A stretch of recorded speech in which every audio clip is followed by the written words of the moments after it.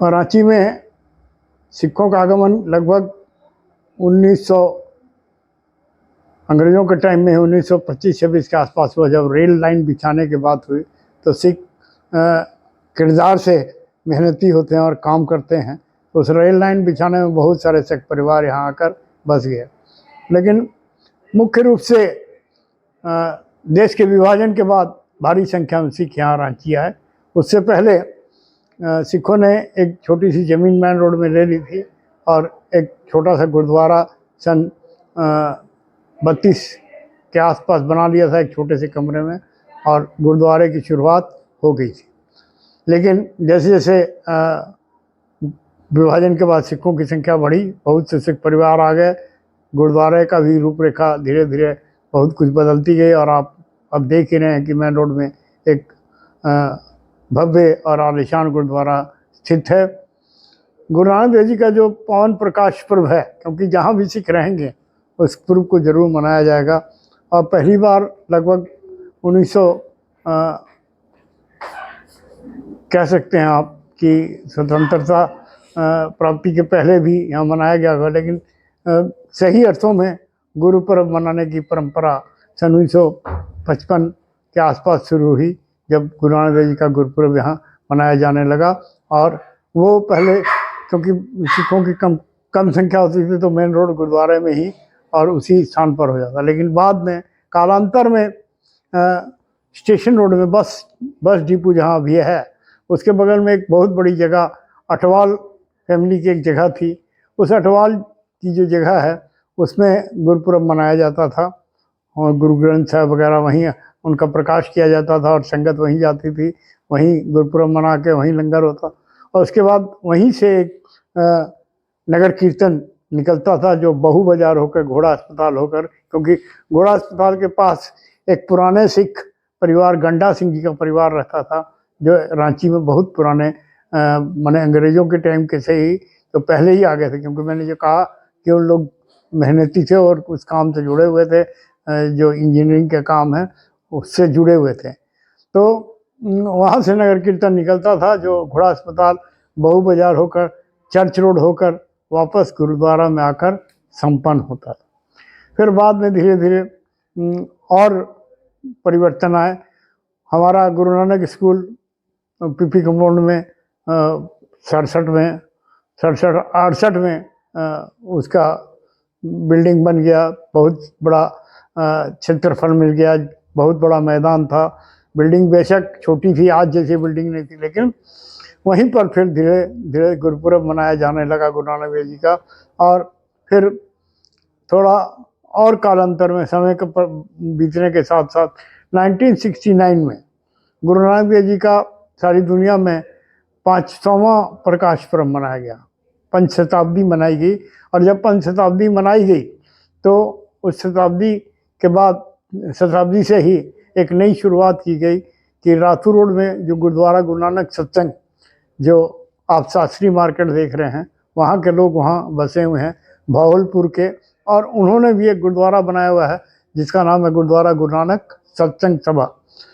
उन्हें भी लगभग 55 साल हो गए हैं जो लोग वहाँ पर रह कर गुरुपर्व वगैरह मना रहे हैं।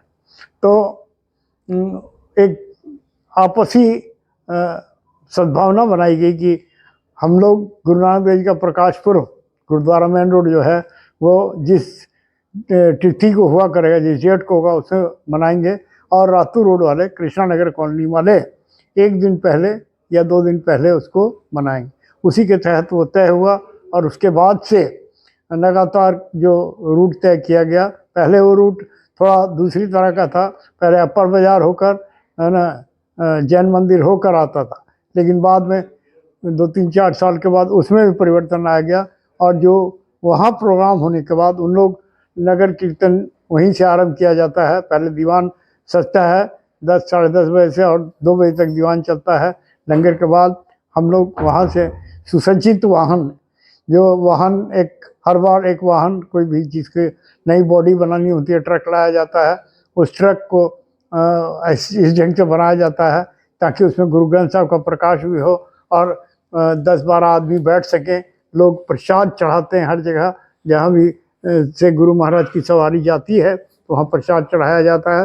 तो इस तरह से वो नगर कीर्तन शुरू हुआ रातरोड बिरला बोर्डिंग से, और वो फिर किशोरी यादव चौक, फिर महावीर चौक, गांधी चौक, शहीद चौक होकर अल्बर्ट हक्का चौक से लेकर फिर गुरुद्वारा, पहले गुरुद्वारे तक ही संपन्न हो जाता था, लेकिन फिर बाद में गुरुद्वारे से भी उसको बढ़ाकर गुरु नानक स्कूल तक उसका गंतव्य स्थल किया गया कि गुरु नानक स्कूल में बड़ा मैदान है, आराम से सब लोग माने वहाँ गाड़ियाँ भी आ जाएंगी, लोग भी आ जाएंगे। तो ये व्यवस्था के अनुरूप अब तक वही परंपरा चली आ रही है।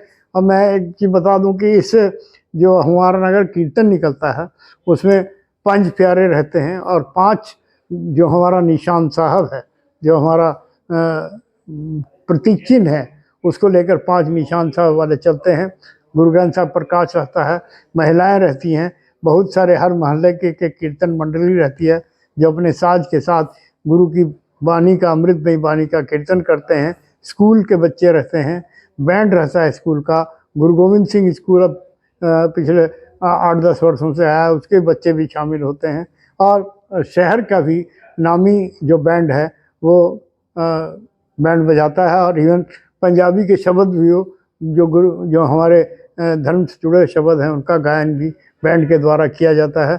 इसके अलावा पिछले कुछ वर्षों से लगभग 10-12 वर्षों से गतका पार्टी को भी मंगाया जाता है पंजाब से, जो गुरु गोविंद सिंह जी ने होला मोहल्ला में शुरू किया था कि होली न मनाकर होला मोहल्ला हो, जिसमें घुड़सवारी हो, नेजेबाजी हो, तलवारबाजी हो, हथियार चलाएं लोग, वॉरियर बने, योद्धा बने। उसी को गतका का नाम दिया गया। गतका एक तरह का मार्शल आर्ट है।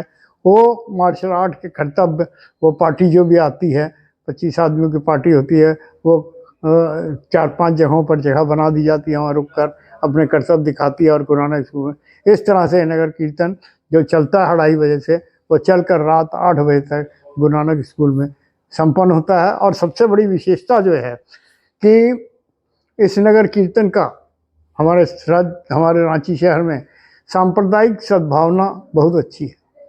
एक दूसरे का लोग बहुत आदर करते हैं, और इस गुरु नानक देव जी के पावन प्रकाश पर्व का भी उसी के तहत महावीर मंडल हो जाए, दुर्गा पूजा समिति हो जाए, महानगर दुर्गा पूजा समिति हो जाए, या अग्रवाल सभा हो जाए, अंजुमन इस्लामिया हो जाए, ऐसे कई संगठन जो शहर को में हैं, वो गुरु नानक देव जी के पावन प्रकाश पर्व का स्वागत करते हैं शिविर लगाकर, और सिख भाइयों को बधाइयाँ देते हैं।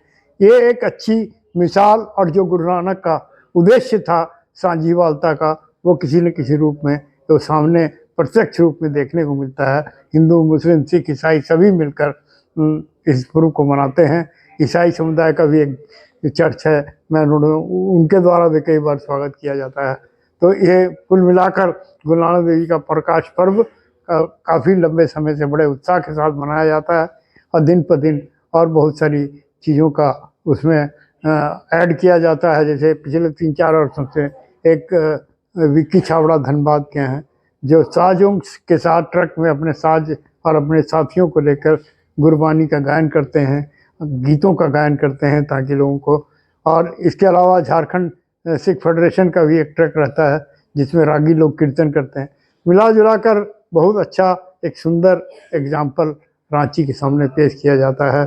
और मैं समझता हूँ कि हम गुरु नानक के संदेश को, जो गुरु नानक की सीख थी, साझीवालता थी, उसको जन जन तक पहुँचाने का प्रयास करते हैं। प्रोफेसर हरमिंदर वीर सिंह, पूर्व विभागाध्यक्ष डोंडा महाविद्यालय रांची एवं पूर्व महासचिव गुरुद्वारा श्री गुरु सिंह सभा रांची।